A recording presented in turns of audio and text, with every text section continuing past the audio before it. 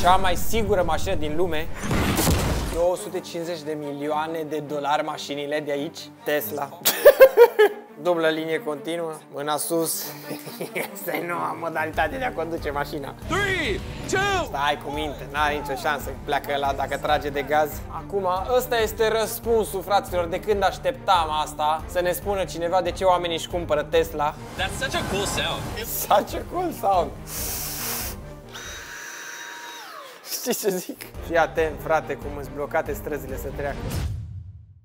Salutare, dragi iubitori de mașini! Bine ați venit pe Vroom Vroom Vlog! Astăzi am primit de la al nostru editor, drag și scump Patrick, un mesaj că Mr. Beast a venit cu un subiect pe nișa noastră. Cu alte cuvinte, al nostru Mr. Beast a postat un clip nou în care compară o mașină de $1, ok, nu prea am dat seama ce se încadrează acolo, versus o mașină de 100 de milioane de dolari. Acestea fiind spuse, rămâi până la final să vezi clipul și să vezi reacția noastră, pentru că, din câte am înțeles, e super spectaculos clipul. Behind me are the most expensive cars in the world. No joke, we got our hands on over $250 million worth of cars. 250 de milioane de dolari mașinile de aici. One of them even costing $100 million. O mașină de 100 de milioane. And we're gonna be exploding, sailing, driving, and even flying all of these cars to show you why they're so expensive. Starting with this $1 car. Literally a rust bucket. Why are you selling this car for $1? Well, you see, it's pretty much worthless. And I can't put any time or money in this thing. If you grab this $1, the deal is final. Now, obviously, this is a piece of garbage. But when you spend $20K on repairs, it actually runs. All right, let's get this bad boy started. Oh! I did not think it would start. Ok, merge. This is crazy! $1 car! $1 car! $1 car! $1 car!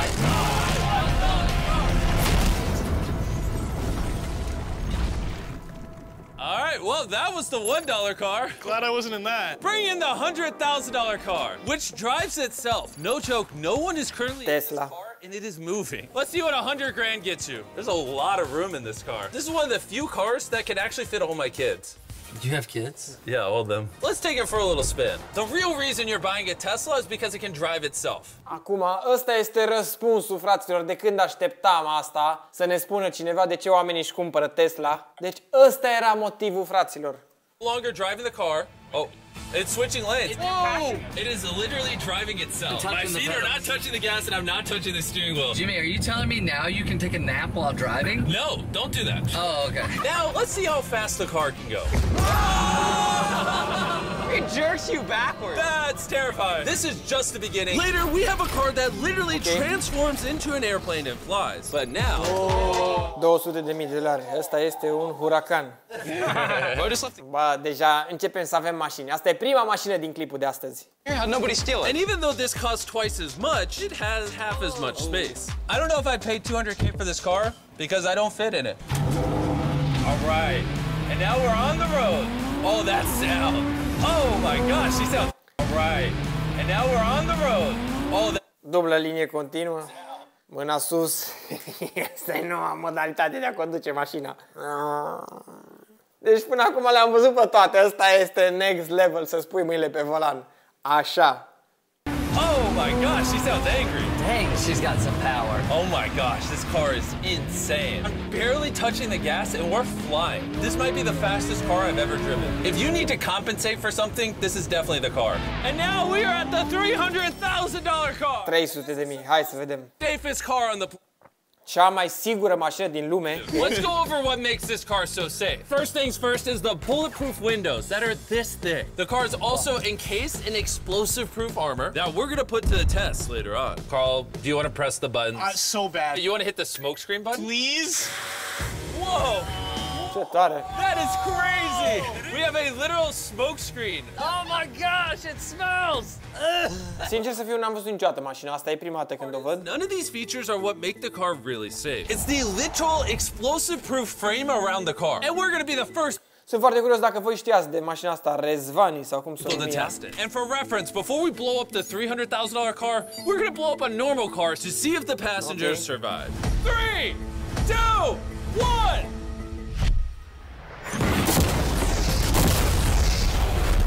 Mamă, ce efect vizual a făcut. Not only is it on fire, but the mannequins literally flew out of the car. It blew a sunroof into that thing. It doesn't handle it well at all. And before we blow up this car, I'm gonna put Feastables inside of it. Better protect my freaking chocolate. So supposedly this car is explosion proof, but that's never been tested. Let's see if the mannequins and even more importantly, the Feastables survive. 3, 2, 1!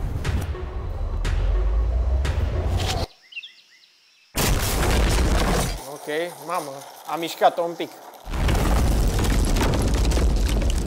It just, the car actually survived the blast with only a few minor scrapes. It put a dent in the window. Wait, hold on. Where are the Feastables? Chandler, get out the way. Chandler, the Feastables survived. If you're looking for a car that can take a bomb, I officially recommend this one. But since we're not going to war anytime soon, for only an extra $200,000, you can get this. Opa, $500.000. Asta e amfibie. This is a normal car. You can't really tell the difference. But here's the fun part. Just drive it in the water and it turns into a boat. We're gonna let Carl go first. Here we go! Oh, this doesn't feel right. Sincer să fiu, nu știam că mașinile amfibie sunt atât de scumpe. $500.000. Feel right. I'm having them go first just so I can make sure it works. Are we synced? Pe de altă parte, ai și o barcă, ai și o mașină. No, we're floating. Wow. It looks like it worked. Let's see what happens. Oh my God, we're driving in the water. Holy! Okay. So you press this until you hear a beep. That's a beep. Now I should be able to drive this like a normal car, but on the water. Tia, hold on. Ok, tare. This was literally a car 5 seconds ago. Tare. You know, I would be out there with them, but I get car sick and boat sick. Oh, we're getting there. Oh. Whoa! Oh my God! All right, Carl. Ok, chiar e tare. Mi se pare foarte tare și mașina de bază de la care a plecat. Mi se pare genial să faci așa ceva cu un Hammer H1.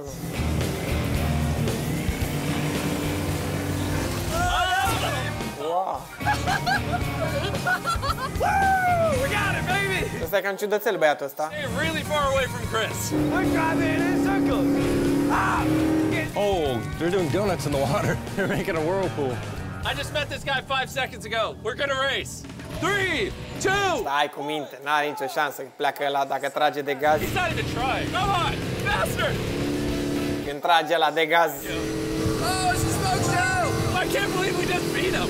This thing goes way too fast. The fact that all 3 of us are driving cars on the ocean is insane. Jimmy, I love this thing so much! And the craziest part is, this is just the beginning of this. Ok, bă, tare. Can literally fly. And since I'm afraid of heights, I let Carl and Nolan. 600.000.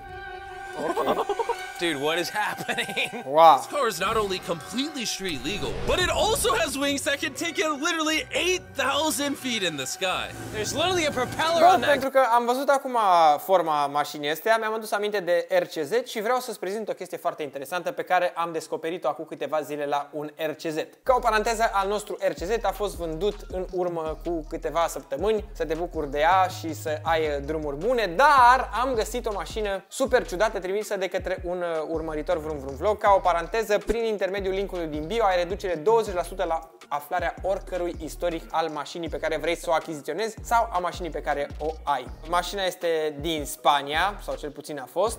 Important, pe lângă informații referitoare de proveniența mașinii, ai și informații referitoare la dotări, informații despre mașină și dauna în 2021 a avut loc și în momentul daunei avea 48.000 de kilometri. Uitați-vă hal de daună. Lăsați-mi în comentarii ce credeți că a pățit mașina aceasta și, important, înainte de achiziție, pentru a nu-ți cumpăra o mașină cu daune de acest gen, verifică-ți mașina prin linkul din descriere pentru că ai reducere 20% la orice raport. Și revenim la al nostru clip. I just don't believe that this is actually gonna fly. It's taking off. Bă, ești nebun? It's not on the ground anymore. It's literally a car that's flying! These cars are getting crazier and crazier. I can't even believe my eyes. There is a car a mile above my head right now. That was so... Ok, nici de mașina asta nu știam. $600,000, this is a steal. Up next is the $1 million car, but I didn't only bring one of them.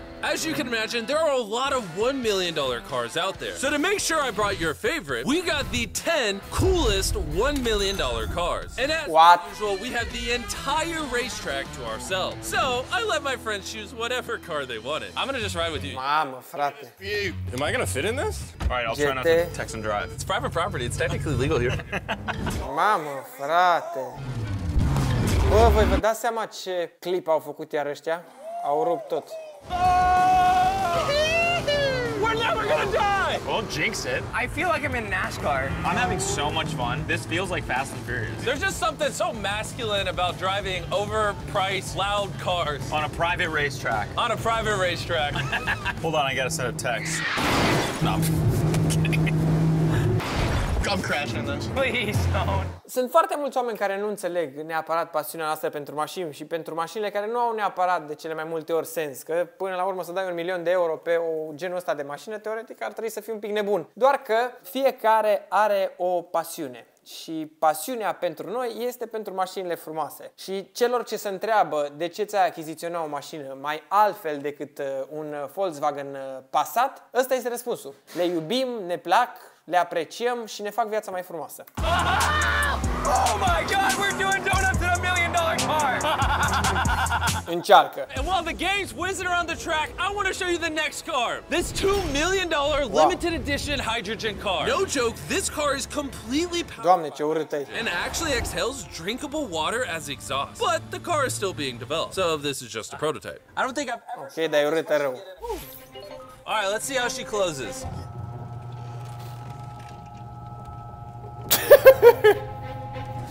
First impressions, door kind of slow. We're about to turn on the road. This is a really big deal because this car has never been driven on a road before. Oh, you should have told me before I got in. They built this car as a proof of concept, so driving it on the road is questionable. Oh, look at that lady over there.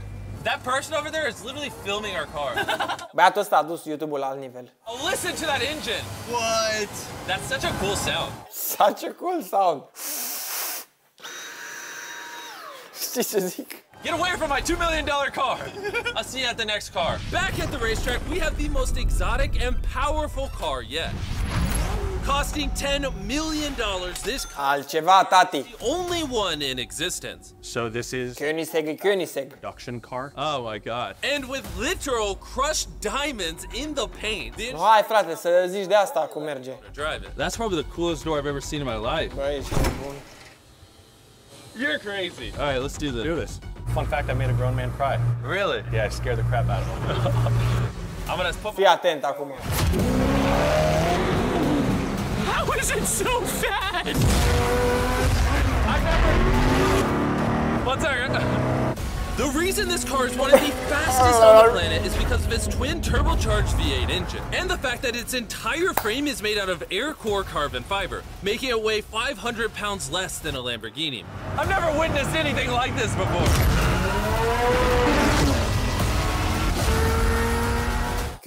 Königsegg și acum cu asta ultima ce au scos au terminat. Well, that was awesome. Thank you, sir. Thank you. 10 milioane. Jay Leno and see what a $20 million car looks like. 20 de milioane. All right. Jay Leno was the king of the Tonight Show for Băi, ești nebun, frate. the proud owner of one of the most impressive car collections in the world, including this $20 million McLaren F1. Did it just... 20 de milioane.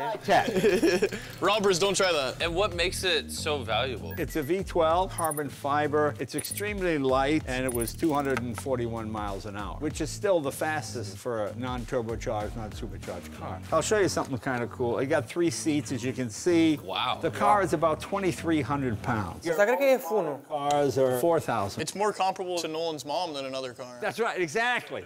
In fact, Nolan's mom was really the one they used as the benchmark. You guys want to go for a ride? Of course. There's no Dar way totuși 20 de milioane. it's actually comfortable. Oh, it's not bad. Yeah, it's not bad. Did not look bad at all. It's comfortable. Mamă, cum stai în spate. It's oddly comfortable to have 3 Ce tare loc! Ce mișto s-a așezate locurile. This is where the Tare rău asta. If you were in England, this is where this wheel would be. That's right. Well, you can be in England, you can be in America. How long have you had this car? What year were you born? 1998. Actually, I got this in 98. I popped out of my mom and he's like, you know what, let's celebrate by buying this That's car. right. Now here's the second part. I'm your dad. Ah! Oh. Interesting. How much did you buy this for? I paid $800,000. Wow. And I bought it, and people thought, you'll never get your money back. But then it just went up and up and up and up, and now they're $20 million. You know, so it's crazy. This car basically made you $1 million a year every year you've owned it. I guess that's fair to say, yeah. Carl, what do you think of the car? Băi, ești nebun, 20 de milioane. What's stopping you from buying one? $19.9 million. Have you ever had a wreck? Oh, yeah. I've had a lot of wrecks. Thank you so much for taking us out. No problem, guys. That was perfect. These next two cars are so expensive that they are literally locked away in a museum at all times. Combined, they cost $80 million. And Băi, we convinced the museum to give us the cars. Looking good. And this is where the video gets literally mind-blowing. Crank this bad boy up. incredibil, frate, doar oportunitatea asta să poți să filmezi așa ceva. Băi, frate, extraordinar. Not gonna lie, I like the $50 million one a little better. So I jumped in the $50 million car with Donut Media, and Chandler got in the $30 million car with Bo Bachman, the car legend. You ready? Are you ready? I'm ready. Let's do this! The reason the car that Chandler is in is so expensive is because it was specifically constructed as a gift from the founder of Ferrari to the founder of Ford. This is the only version of this Ferrari ever made in human history. Oh, watch out for this bump. No scrapage. Ia-te, frate, cum îți blocate străzile să treacă. Dă-te în puii mei. Ia uitați-vă, fraților, cum îți blocate stat. Oh, watch out for this bump. No scrapage. You don't really notice how like crappy the street is until you drive something that's $50 million. The car we're in is the most expensive Jaguar in existence. It was the legendary actor Steve McQueen's daily driver, and he got so many speeding tickets driving it that his license was actually suspended. I'm noticing every single pothole now. And because these cars are so expensive, we have an entire police escort dedicated to making sure nobody comes close to the cars. This is insane. Hey, get some speed. How's it drive? Beautifully. Woo! Oh, my hat! Oh, well. And while we were all having fun, Bo Bachman pushed the $30 million car to its absolute limit. Hold on. Wait. Hold on. Hold on, the car stopped. Hold on 1 second. We hit it too hard. The $30 million car stalled. We're gonna hop out of these things before we break them. Let's go drive the $100 million world's first Ferrari. Most people would imagine a $100 million car would look something like this. But you'd be surprised to find out that this is the $100 million car. This car is so historic and valuable that this museum representative is the only person on Earth allowed to drive it. It's only on this bridge. We had cops completely close the roads, and we even had street cleaners fill in every entire street to ensure that nothing damages this $100 million car. This is gonna be crazy! All right, and now we're on the bridge! Oh my gosh. Look at that, $100 million barreling down the street. Extraordinar. Dar care-i treaba cu ea? I keep losing my hat! He lost his hat! That's the second time! Most expensive car comes with a free hat. Come on. This is awesome! Name one thing more fun than this! Bă, la ce nivel a dus-o a nostru iar, frate, incredibil. Acestea fiind spuse, eu am fost Mihai Beldie, ai urmărit o reacție la Mr. Beast, genial ca de obicei, și până la următorul material, nu uitați, iubiți-vă mult, mașinile, pa, pa!